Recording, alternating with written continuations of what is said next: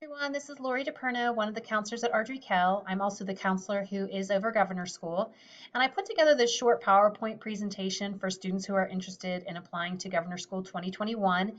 The process is a little different this year. Everything's going to be electronic, so you don't have to print out any forms and turn anything in. You'll just have to do it electronically and email them to me. So first I want to talk about who is eligible to apply for Governor School. So Governor School decided this year that they're not going to have a screener on their end to determine who's eligible. However, there is a district screener, and it's basically any 11th grader who is in the top 35th percentile of their class or who has scored in the 92nd percentile on any of these mentioned tests in the area of interest that they're applying for. So for example, if you're planning to apply in the area of mathematics, we'll probably look at your Math 1 or Math 3 EOC score. For areas that students are applying for that don't have a test associated, such as social science or foreign language, we can look at any of the other EOC test scores, such as your English or your math, and use that as the screener. You do not have to determine your scores or your rank. I will take care of that for you.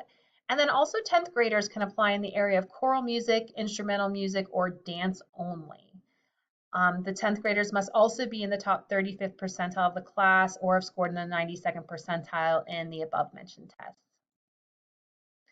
I want to talk a little bit about letters of recommendation. So to apply for Governor School, you have to have 2 letters of recommendation. One of those letters does have to be from a teacher who works at Ardrey Kell. They do prefer that it be someone who works in the area that you're applying for. So if you're applying for mathematics, one of your math teachers would be great.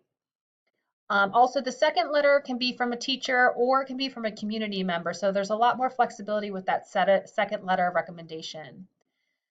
I ask that you have your recommenders send me the recommendation form directly through email, and I've included in these last couple bullets how I would like those letters of recommendations to be sent to me. On this timeline, I have some dates that are going to be coming up. October 7th and 15th from 6 to 7 p.m. There's going to be a Governor School interest meeting, and this is put together by the district, so it's a good meeting for you to attend if you're just wanting to learn a little overview about what Governor School is. From now until October 15th, I ask that students complete my Google form, and this just lets me know that you are interested in applying to Governor School and in what area you're going to be applying for.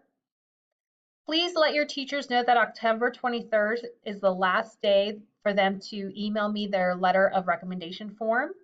And then October 25th is the last day you can submit the rest of your application materials to me via email. On December 1st, the district will send their nominations to Governor School. And then if you're applying in the area of fine arts, you will be notified in January or February when your audition date will be. And most likely the audition is going to be online this year. In March 2021, typically early March, students will find out if they got accepted or not. And I do believe that those notifications will be mailed directly to the students.